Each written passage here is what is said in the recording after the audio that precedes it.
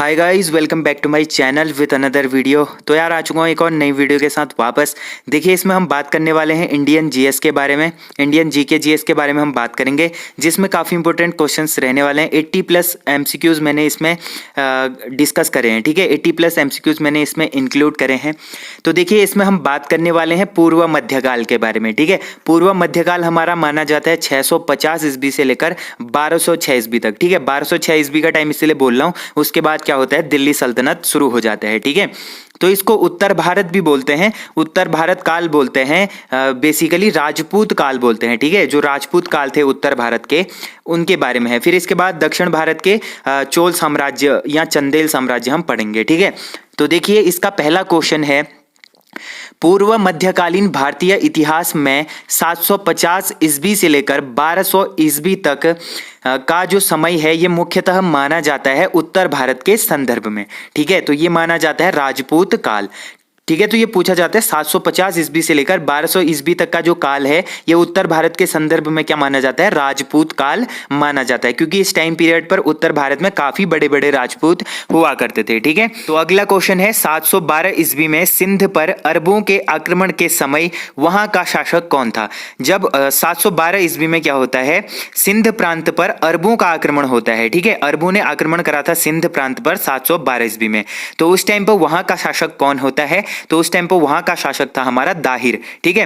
दाहिर होता है उस टाइम पे, जब कौन करता है, मोहम्मद बिन कासिम क्या करता है, दाहिर पर आक्रमण करता है सिंध प्रांत पर, और ये दाहिर को जीत जाता है, मतलब दाहिर को मार देता है और पूरा प्रांत जीत जाता है, सिंध प्रांत। और उसकी जो क्या थी, 2 बेटियां और एक पत्नी थी, उसको लेके कहां चले जाता है, अरब चले जाते हैं, ठीक है। अगला क्वेश्चन है, सर्वप्रथम भारत में जजिया कर लगाने का श्रेय सिंध के विजेता मोहम्मद बिन कासिम को दिया जाता है। उसके किस वर्ग को इस कर से पूर्णतः मुक्त रखा, ठीक है। तो किस वर्ग को इसने इस कर से पूर्णतः मुक्त रखा था, ब्राह्मणों को, ठीक है। जो जजिया कर लगाया था मोहम्मद बिन कासिम ने सर्वप्रथम, ये मुसलमानों पर लगा था, बौद्धों पर, सब जातियों पर लगा था, लेकिन ब्राह्मणों पर इसने मुक्त रखा था, मतलब इनको नहीं लगाया था इसने। बाद में जाके ये अकबर के टाइम पीरियड पर काफी फेमस होता है, ठीक है। फिर देखिए, किस ग्रंथ के उल्लेख के आधार पर यह माना जाता है कि मलेच्छों के अत्याचार से त्रस्त होकर महर्षि वशिष्ठ ने अत्याचारियों के विनाश हेतु आबू पर्वत पर एक यज्ञ किया एवं यज्ञ के अग्निकुंड में 4 राजपूत कुलों, मतलब परमार, चालुक्य या चालुक्य, सोलंकी, प्रतिहार एवं चौहान का जन्म हुआ था। तो ये किसके अनुसार होता है, किस ग्रंथ के अनुसार होता है, ठीक है। तो ये होता है हमारा पृथ्वीराज रासो के अनुसार, ठीक है। चंद्रबरदाई की है पृथ्वीराज रासो, चंद्रबरदाई ने लिखी है। पृथ्वीराज रासो के अनुसार ये माना जाता है, ठीक है, कि जो 4 राजपूत कुल थे, इनका क्या होता है, जन्म कैसे होता है। अगला क्वेश्चन है, दिल्ली का मतलब दिल्ली नगर की स्थापना की थी। तो दिल्ली नगर की स्थापना किसने करी थी, तोमरों ने करी थी, ठीक है। तोमरों ने करी थी, बाद में इस पर मुगल आके बस जाते हैं, ठीक है। फिर है, उस शासक का नाम क्या है जिसने विजय स्तंभ का निर्माण कराया था। तो विजय स्तंभ का निर्माण किसने कराया था, राणा कुंभा ने कराया था, ठीक है। आपको याद करना है, राणा कुंभा ने कराया था विजय स्तंभ का निर्माण। अगला क्वेश्चन देखिए, निम्नलिखित में से भारत पर पहली बार आक्रमण करने वाला कौन था। तो किन्होंने पहली बार भारत पर आक्रमण करा था, ये करा था अरबों ने, ठीक है। फिर देखिए, पृथ्वीराज रासो निम्नलिखित में से किसने लिखा था। तो पृथ्वीराज रासो लिखा था चंद्रबरदाई ने, जो मैं आपको पहले ही बता चुका हूं। फिर अगला क्वेश्चन देखिए, पूर्व मध्यकालीन भारत के शासक राजवंशों के साथ उनकी राजधानियों को मेल बिठाएं, ठीक है। तो इनको सुमेलित करना है हमको, सूची 1 और 2 को सुमेलित करना है। यहाँ पर शासकों के राजवंश हैं और उनके सामने उनकी राजधानियां हैं, ठीक है। तो इनको हमें क्या करना है, सुमेलित करना है। तो देखिए, पहला है प्रतिहार या परिहार, ठीक है। प्रतिहार या परिहार क्या हो जाएगा हमारा, ये हो जाएगा हमारा कन्नौज, ठीक है। फिर देखिए, चंदेल, ये हो जाएगी इनकी राजधानी खजुराहो। फिर देखिए, पवार या परमार, इनकी हो जाएगी धार। फिर चालुक्य या सोलंकी, इनकी हो जाएगी अनहिलवाड़ा, ठीक है। तो इसका ऑप्शन सी क्या होगा, राइट आंसर हो जाएगा। फिर अगला क्वेश्चन देखिए, 1100 ईस्वी में निर्मित मंदिर जो भुवनेश्वर के अन्य मंदिरों पर प्रधानता रखता है, कौन सा है। तो कौन सा मंदिर है, वो हो जाएगा हमारा त्रिभुवनेश्वर लिंगराज, ठीक है। त्रिभुवनेश्वर लिंगराज क्या है, ये भुवनेश्वर के अन्य मंदिरों पर प्रधानता रखता है। फिर है दिलवाड़ा मंदिर कहाँ पर स्थित है। जो दिलवाड़ा मंदिर है ये कहाँ पर स्थित है, ये है आबू पर्वत पर। ठीक है। फिर देखिए खजुराहो स्थित मंदिरों का निर्माण किसने कराया था। जो खजुराहो में मंदिर है इनका निर्माण कराया था चंदेल राजपूतों ने। ठीक है, जो चंदेल राजपूत थे इन्होंने कराया था। फिर अगला क्वेश्चन है विजय स्तंभ कहाँ स्थित है। जो विजय स्तंभ है इसका निर्माण किसने कराया था, राणा कुंभा ने कराया था। तो विजय स्तंभ कहाँ पर स्थित है ये पूछा गया है, तो ये स्थित है चित्तौड़गढ़ पर। ठीक है। अब आप बाद में पढ़ेंगे जो क्या बोलते हैं अलाउद्दीन खिलजी थे। अलाउद्दीन खिलजी ने क्या करा था, चित्तौड़गढ़ का अभियान करा था। ठीक है, उस टाइम पे वहाँ राणा रतन सिंह का क्या चल रहा था, शासन चल रहा था, जिनकी रानी होती है पद्मावती। तो ये काफ़ी इंटरेस्टिंग स्टोरी है, इसको हम बाद में डिस्कस करेंगे। फिर देखिए लिंगराज मंदिर की नींव डाली थी। जो लिंगराज मंदिर था इसकी नींव किसने डाली थी, ययाति केसरी ने डाली थी। फिर है सोमनाथ के मंदिर पर 1025 ईस्वी में महमूद गजनवी ने के आक्रमण के समय गुजरात का शासक कौन था। ये काफी इंपॉर्टेंट क्वेश्चन है। 1025 ईस्वी में क्या होता है, जो महमूद गजनवी था इसने क्या करा था, सोमनाथ के मंदिर पर आक्रमण करा था। ठीक है, तो उस टाइम पे जो गुजरात था इसका शासक कौन हुआ करता था, तो ये होता था भीमदेव प्रथम। ठीक है, भीमदेव प्रथम उस टाइम पे गुजरात का शासक हुआ करता था। अगला क्वेश्चन देखिए हिंदू विधि पर एक पुस्तक मिताक्षरा किसने लिखी। जो हिंदू विधि पर एक पुस्तक लिखी गई है मिताक्षरा, तो ये पुस्तक किसने लिखी थी, ये पुस्तक लिखी थी हमारा विज्ञानेश्वर ने। ठीक है, विज्ञानेश्वर की पुस्तक है मिताक्षरा। तो अगला क्वेश्चन है ब्लैक पैगोडा है। तो ब्लैक पैगोडा कहाँ स्थित है, ये स्थित है हमारा कोणार्क में। कोणार्क में क्या है, सूर्य का मंदिर है। 18वां क्वेश्चन देखिए सूची 1 और सूची 2 को सुमेलित करना है। ठीक है, सूची 1 और 2 को क्या करना है, हमें सुमेलित करना है। तो देखिए इसमें कुछ राजवंश दिए हैं, उनके सामने उनकी राजधानी दी गई है। ठीक है, तो इसका सही सुमेलित करना है।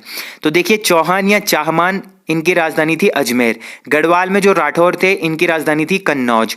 फिर जो गुहिलौत सिसोदिया थे इनकी राजधानी थी चित्तौड़। फिर कलचुरी या हैहई थे इनकी राजधानी थी त्रिपुरी। ठीक है, फिर अगला क्वेश्चन देखिए राजस्थान के इतिहास का प्रणेता किसे कहा जाता है। अब देखिए काफी इंपॉर्टेंट, अगर आप लोग कभी राजस्थान का इतिहास पढ़ते हैं तो ये काफी मतलब इसमें इंटरेस्टिंग है, मतलब काफी इंटरेस्ट आता है राजस्थान का इतिहास पढ़ने में। तो ये जो राजस्थान का इतिहास है इसके प्रणेता किसे कहा जाता है। ठीक है, तो राजस्थान के इतिहास का प्रणेता बोला जाता है कर्नल टॉड को। ठीक है, जो कर्नल टॉड थे इनको राजस्थान के इतिहास का प्रणेता कहा जाता है। फिर यहाँ भी हमें सूची को सुमेलित करना है। कुछ राजवंश दिए गए हैं, उनके सामने उनके राज्य क्षेत्र दिए हैं। अब यहाँ पर राजधानी नहीं है, उनके राज्य क्षेत्र दिए हैं राजवंशों के सामने, तो ये हमको सुमेलित करना है। तो देखिए चौहान कहाँ के थे, दिल्ली व अजमेर के थे। प्रतिहार कहाँ के थे, कन्नौज के थे। परमार कहाँ के थे, मालवा के थे। चालुक्य एवं सोलंकी कहाँ के थे, काठियावाड़ के थे। तो आप लोगों ने पढ़ा होगा गढ़वाल में परमार वंश। ठीक है, तो परमार वंश का जो शासक था, पहला शासक कौन था, कनकपाल था। ठीक है, तो कनकपाल को कहाँ से आया हुआ मानते हैं, मालवा से आया हुआ मानते हैं। ठीक है, फिर अगला क्वेश्चन देखिए, इसको भी हमें क्या करना है, सुमेलित करना है। अब यहाँ पर राजवंश दिए हैं, सामने उनके राज्य क्षेत्र दिए हैं। तो इस तरीके के क्वेश्चन भी काफी पूछे जा रहे हैं आजकल एग्जाम्स में ना, तो इसको आपने ध्यान में रखना है। फिर देखिए जो चंदेल शासक थे इनके राज्य क्षेत्र कौन कौन से होते थे, जिजाग, भुक्ति, बुंदेलखंड। फिर जो कलचुरी के शासक होते थे, राजवंश होता था, इनकी राजधानी या राज्य क्षेत्र होता था चेदी। फिर गढ़वाल, राठौर, कन्नौज। फिर गुहिलौत, मेवाड़। ठीक है, फिर अगला क्वेश्चन है सुमेलित कीजिए, तो इसको भी सुमेलित करना है हमको। तो देखिए राजवंश दिए हैं, उनके सामने इनके संस्थापक दिए हैं, तो इसको सुमेलित करना है। तो पहला है चौहान। ठीक है, तो चौहान का क्या हो जाएगा हमारा, वासुदेव। ठीक है, इसका संस्थापक कौन था, वासुदेव। परमार वंश का संस्थापक कौन था, सीअक द्वितीय श्री हर्ष। फिर आता है चालुक्य या सोलंकी, इनका संस्थापक था मूलराज प्रथम। चंदेलों का संस्थापक कौन था, नन्नुक चंदेल। ठीक है, फिर एक और है कौन सुमेलित नहीं है। अब इसमें से हमें क्या बताना है, सुमेलित नहीं है बताना है। ठीक है, फिर देखिए इनमें से पहला है हमारा चंदेल। तो चंदेलों का जो संस्थापक था कौन था, नन्नुक चंदेल था, बिल्कुल सत्य है। गढ़वाल का चंद्रदेव था, बिल्कुल सत्य है। कलचुरी का कौन था, कोक्कल था, बिल्कुल सत्य है। लेकिन राष्ट्रकूटों का कौन नहीं था, विजयालय नहीं था। ठीक है, विजयालय नहीं था। ये कथन क्या है, ऑप्शन डी क्या है, गलत कथन है, इसलिए ऑप्शन डी हमारा राइट आंसर हो जाएगा। अब अगला क्वेश्चन देखिए, हरिकेली नाटक का रचयिता है। तो हरिकेली नाटक के रचयिता कौन है, तो ये है हमारे चौहान शासक विग्रहराज चतुर्थ। ठीक है। ठीक है। जो चौहान शासक हैं विग्रहराज चतुर्थ या इसको विसल देव भी बोला जाता है, इन्होंने लिखी है हरिकेली नामक नाटक, ठीक है। फिर है किस नाटक के कुछ अंश 2.5 दिन का झोपड़ा मस्जिद की दीवारों पर अंकित है। तो 2.5 दिन का जो झोपड़ा है इसकी मस्जिद की दीवारों पर क्या है, एक नाटक है, उसके कुछ अंश हैं, ठीक है। तो ये कौन सा नाटक है, ये हो जाएगा हमारा हरिकेली, ठीक है। हरिकेली जो किसने लिखी है, विसल देव ने लिखी है। अगला क्वेश्चन है रानी पद्मिनी का नाम अलाउद्दीन खिलजी की चित्तौड़ विजय से जोड़ा जाता है। जो रानी पद्मिनी थी या पद्मावती थी, तो इसका नाम किससे जोड़ा जाता है, अलाउद्दीन खिलजी के चित्तौड़गढ़ अभियान से जोड़ा जाता है। तो उसके पति का क्या नाम था, इसके पति का नाम था राणा रतन सिंह, जो मैं थोड़ी देर पहले आपको बता चुका हूं, ठीक है। अगला क्वेश्चन है विक्रमशिला शिक्षा केंद्र के संस्थापक का नाम क्या है। तो जो विक्रमशिला शिक्षा केंद्र हुआ करता था, इसके संस्थापक कौन थे, इसके संस्थापक थे धर्मपाल, ठीक है। फिर है निम्नलिखित में से किस मंदिर परिसर में एक भारी भरकम नंदी की मूर्ति है जिसे भारत का विशालतम नंदी मूर्ति माना जाता है। तो कौन से मंदिर के सामने है, यह है हमारा कंदरिया महादेव मंदिर के सामने, ठीक है। कंदरिया महादेव मंदिर है जो इसके परिसर में क्या है, नंदी की विशालतम मूर्ति है जिसे भारत की विशालतम मूर्ति माना जाता है। फिर देखिए निम्नलिखित में से किसे एक नए संवत चलाने का यश प्राप्त है। तो किसने नया संवत चलाया था, ये चलाया था हमने लक्ष्मण सेन ने, ठीक है। हमारा किसने चलाया था, लक्ष्मण सेन ने चलाया था। नेक्स्ट क्वेश्चन है निम्नलिखित में से किसे एक नए संवत चलाने का यश प्राप्त है। तो नए संवत चलाने का यश प्राप्त है लक्ष्मण सेन को। फिर है गीत गोविंद के रचनाकार जयदेव किसकी सभा को अलंकृत करते थे। तो गीत गोविंद के रचनाकार कौन है, जयदेव है। ये किसके सभा को अलंकृत करते थे, किसके सभा में ये रहते थे, तो ये रहते थे हमारा लक्ष्मण सेन के सभा में, ठीक है। फिर अगला क्वेश्चन है किसने सोमपुर महाविहार का निर्माण कराया था। तो सोमपुर महाविहार का निर्माण किस व्यक्ति ने कराया था, ये कराया था हमारा धर्मपाल ने, ठीक है। धर्मपाल ने कराया था। भुवनेश्वर तथा पुरी के मंदिर किस शैली में निर्मित हैं। जो भुवनेश्वरी है और पुरी के मंदिर हैं, ये कौन सी शैली में बनाए गए हैं, नागर शैली में बनाए गए हैं। फिर है राजवंश जो कन्नौज पर आधिपत्य स्थापित करने में त्रिकोणीय संघर्ष में उलझे हुए थे, वो कौन कौन से थे, ठीक है। तो कौन कौन से थे जो त्रिकोणीय संघर्ष में उलझे हुए थे, तो ये हो जाएंगे हमारे कौन कौन से, देखिए पहले थे पाल, फिर थे प्रतिहार, फिर थे राष्ट्रकूट। ये तीनों क्या थे, त्रिकोणीय संघर्ष में उलझे हुए थे। चोल इनमें संबंधित नहीं थे। फिर अगला क्वेश्चन है भारत में प्रथम आक्रमणकारी था। तो भारत में सर्वप्रथम आक्रमण किसने करा था, मोहम्मद बिन कासिम ने करा था। 712 ईस्वी में ये सिंध प्रांत पर करता है। वहां का शासक कौन था, दाहिर था, ठीक है। फिर अगला क्वेश्चन देखिए जगन्नाथ मंदिर किस राज्य में है। तो जगन्नाथ मंदिर कहाँ स्थित है, ये स्थित है हमारा उड़ीसा में, ठीक है। फिर देखिए पुरी में स्थित कोणार्क के विशाल सूर्यदेव मंदिर के निर्माता थे। जो कोणार्क में विशाल सूर्यदेव का मंदिर है पुरी में, तो इसके निर्माणकर्ता कौन थे, इसके निर्माणकर्ता थे नरसिंह प्रथम, ठीक है। जो नरसिंह प्रथम थे, इन्होंने बनाया है सूर्यदेव का मंदिर, ठीक है। अजय पाल संस्थापक थे। तो जो अजय पाल थे ये कहाँ के संस्थापक थे, ये थे हमारे अजमेर के, ठीक है। अब अजय पाल समझ के आप लोग यहाँ पर ये मत समझ देना कि ये परमार वंश के थे, ठीक है। अजय पाल परमार वंश में उत्तराखंड के थे 37वें शासक। क्या कर देना, उत्तराखंड का एग्जाम है तो उत्तराखंड के एग्जाम में हो सकता है यहाँ पर परमार वंश भी डाल दे, ठीक है, जी के क्वेश्चन में। तो आप लोगों को कंफ्यूज नहीं होना है, ये थे अजमेर के शासक। कहाँ के, अजमेर के शासक थे, ठीक है। अगला क्वेश्चन है निम्नलिखित में से कौन कविराज के नाम से विख्यात था। तो कविराज के नाम से विख्यात कौन था, भोज परमार था, ठीक है। अब देखिए भोज परमार द्वारा रचित पुस्तकें हैं। अब इनको क्या करना है, हमने देखना है कि कौन कौन से हैं इनमें से, ठीक है।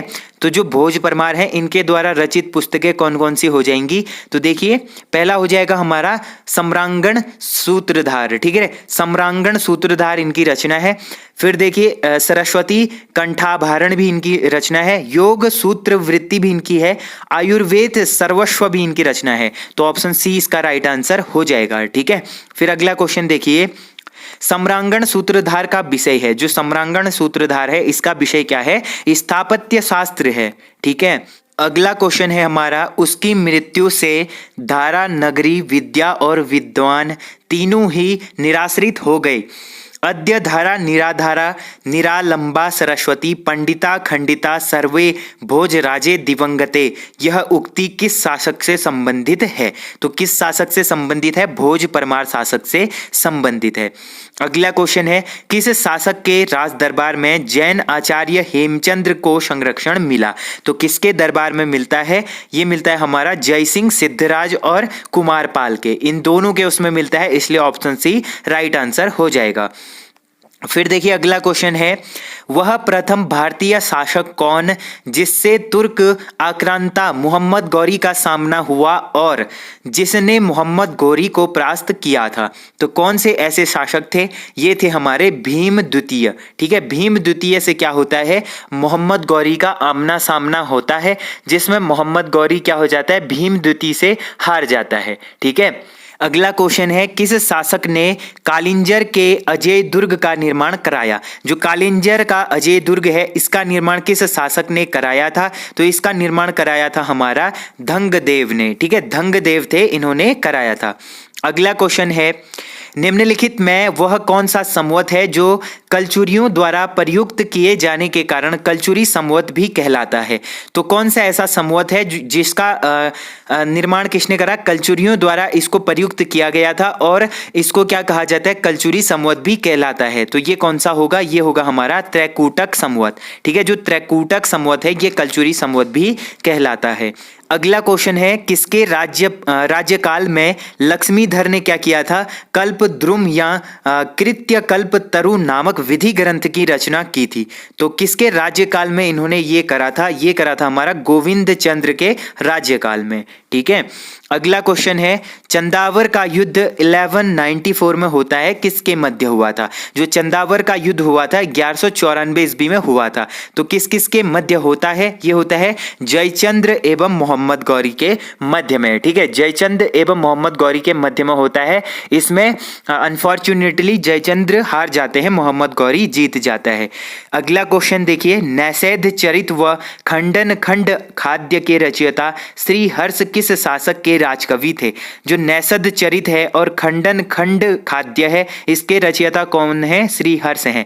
तो ये किस शासक के राजकवि हुआ करते थे? ये हुआ करते थे जयचंद्र के। ठीक है, अगला क्वेश्चन है, निम्नलिखित शहरों में से किस में लिंगराज मंदिर अवस्थित है? तो किस में लिंगराज मंदिर अवस्थित है? ये होगा हमारा भुवनेश्वर में स्थित है। ठीक है, फिर देखिए सूची 1 और सूची 2 को क्या करना है? हमें सुमेलित करना है। अब इसमें ग्रंथकार दिए हैं, इसमें ग्रंथ दिए हैं, किस ग्रंथकार से कौन सा ग्रंथ संबंधित है ये हमें बताना है। तो देखिए पहला है कलहण, तो कलहण से संबंधित है राजतरंगिणी। फिर है बिल्हण, बिल्हण से संबंधित है विक्रमांक देवचरित। फिर है जयनक, जयनक से है पृथ्वीराज विजय। फिर है सोमदेव, सोमदेव से संबंधित है ललित विग्रह राज। ठीक है, फिर अगला क्वेश्चन देखिए, किस पर स्वामित्व के लिए पाल प्रतिहार राष्ट्रकूट के बीच त्रिपक्षीय संघर्ष हुआ? तो पाल प्रतिहार और राष्ट्रकूट के बीच त्रिपक्षीय संघर्ष हुआ, किसके स्वामित्व के लिए हुआ था? ठीक है, तो ये होता है हमारा कन्नौज के स्वामित्व के लिए। ठीक है, कन्नौज इसका राइट आंसर हो जाएगा। त्रिपक्षीय संघर्ष की पहल किसने की थी? तो जो त्रिपक्षीय संघर्ष हुआ इसकी पहल करी थी वत्सराज ने। ठीक है, त्रिपक्षीय संघर्ष का आरंभ किस सदी में हुआ था? तो कौन सी सदी में होता है? ये होता है 8वीं सदी में। ठीक है, फिर देखिए अगला क्वेश्चन है, त्रिपक्षीय संघर्ष का आरंभ और अंत किस राजवंश ने किया? तो आरंभ भी किस राजवंश ने किया और अंत भी किसने करा था? ठीक है, तो ये करा था हमारा प्रतिहार राजवंश ने। ठीक है, प्रतिहार राजवंश था, इन्होंने ही आरंभ करा था और इन्होंने क्या करा था? अंत भी करा था। फिर देखिए, त्रिपक्षीय संघर्ष में भाग लेकर उत्तर भारत की राजनीति में हस्तक्षेप करने वाली, दक्षिण से उत्तर पर आक्रमण करने वाली दक्षिण की प्रथम शक्ति थे। तो दक्षिण की प्रथम शक्ति कौन सी थी? तो ये हो जाएगी हमारी राष्ट्रकूट। ठीक है, फिर देखिए पाल वंश का संस्थापक कौन था? तो पाल वंश के संस्थापक हुआ करते थे गोपाल। ठीक है, कहीं पर आपको धर्मपाल भी इसका आंसर मिलेगा, लेकिन यहां पर इसका राइट आंसर हो जाएगा गोपाल। गोपाल ने क्या करी थी? पाल वंश की स्थापना करी थी। फिर है पाल वंश की राजधानी थी, तो पाल वंश की राजधानी कहाँ थी? मुद्दगिरी या फिर मुंगेर। ठीक है, मुद्दगिरी इसको बोला जाता था, या अभी इसको क्या बोलते हैं? मुंगेर बोलते हैं। यहाँ क्या थी? पाल वंश की राजधानी हुआ करती थी। फिर अगला क्वेश्चन देखिए, राष्ट्रकूट वंश का संस्थापक था। तो राष्ट्रकूट वंश का संस्थापक कौन था? तो इसका संस्थापक था दंतीदुर्ग, या फिर इसको दंतीवर्मन द्वितीय भी बोला जाता है। ये इंपॉर्टेंट क्वेश्चन है, एग्जाम में पूछे जाते हैं। फिर देखिए, राष्ट्रकूट वंश की राजधानी थी। तो राष्ट्रकूट वंश की राजधानी कहाँ हुआ करती थी? ये हुआ करती थी मालखंड या मान्यखेत। ठीक है, मालखंड या मान्यखेत क्या होती थी? राष्ट्रकूटों की राजधानी हुआ करती थी। फिर इसके बाद देखिए, अगला क्वेश्चन है हमारा, किस प्रतिहार शासक ने आदिवराह की उपाधि धारण की थी? आदिवराह की उपाधि किस प्रतिहार शासक ने धारण करी थी?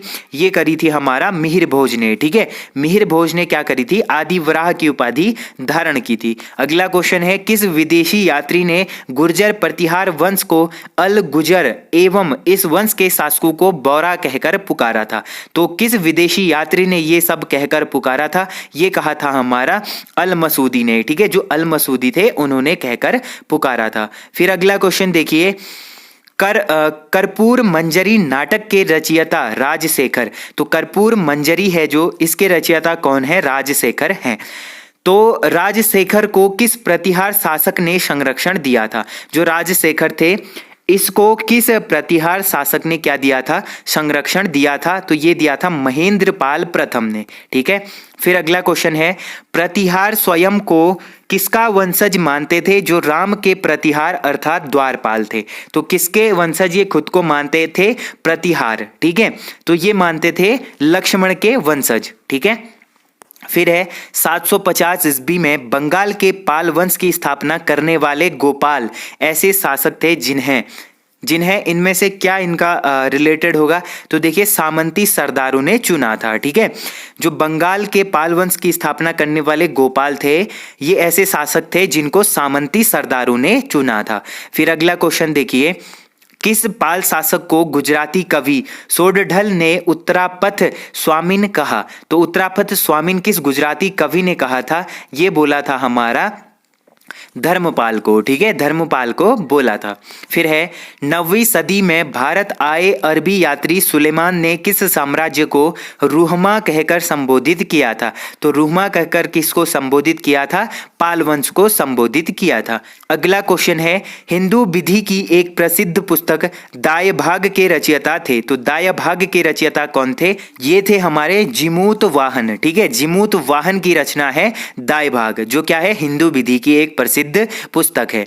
फिर देखिए, रामचरित की रचना किसने की थी? तो रामचरित की रचना करी थी संध्याकर नंदी ने। ठीक है, अब ये रामचरित मानस नहीं है। ठीक है, खाली रामचरित है जिसकी रचना करी थी संध्याकर नंदी ने। फिर देखिए, पाल वंश के पतन के बाद बंगाल का राजनीतिक नेतृत्व प्रदान किया। तो ये किसको किया था? ये किया था हमारा सेन वंश ने। ठीक है, सेन वंश ने क्या किया था? पाल वंश के पतन के बाद बंगाल का राजनीतिक नेतृत्व प्रदान किया था। फिर अगला क्वेश्चन है, सेन वंश का संस्थापक कौन था? तो सेन वंश का संस्थापक हुआ करता था सामंत सेन।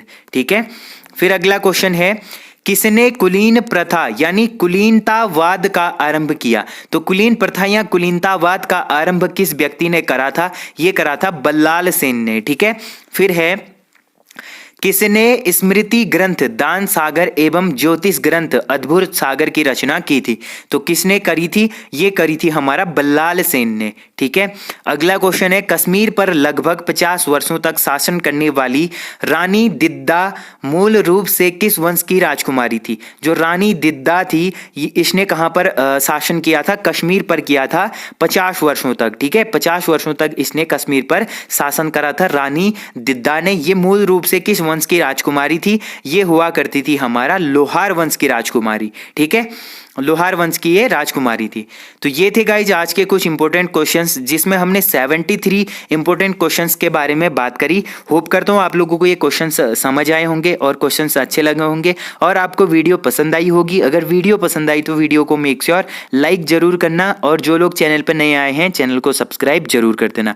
ये सीरीज हमारी कंटिन्यू चलेगी, जिसमें हम धीरे धीरे कंप्लीट कर रहे हैं मध्यकालीन भारत को। फिर इसके बाद हम जल्दी ही आधुनिक भारत को कंप्लीट करके ज्योग्राफी की तरफ बढ़ेंगे, ठीक है। और ज्योग्राफी और पॉलिटी भी हम लोग जल्दी कवर करेंगे। इसके बाद हम लास्ट के जो एग्जाम के लास्ट के जो 9-10 दिन बचेंगे उसमें हम क्या करेंगे, प्रीवियस ईयर एग्जाम्स में जो पूछे गए क्वेश्चंस हैं उनके बारे में बात करेंगे, ठीक है।